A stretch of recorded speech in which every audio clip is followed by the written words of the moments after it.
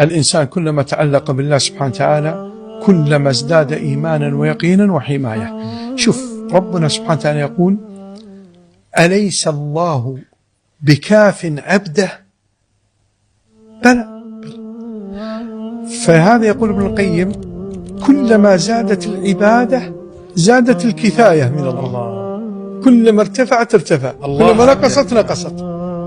فالشاهد أنه لا تخاف، اعبد الله. صلاتك حماية لك، صيامك حماية لك، قراءتك القرآن حماية لك، مع الأجر والعافية والرزق وكل شيء، ويجعل الله فيها خيرا كثيرا.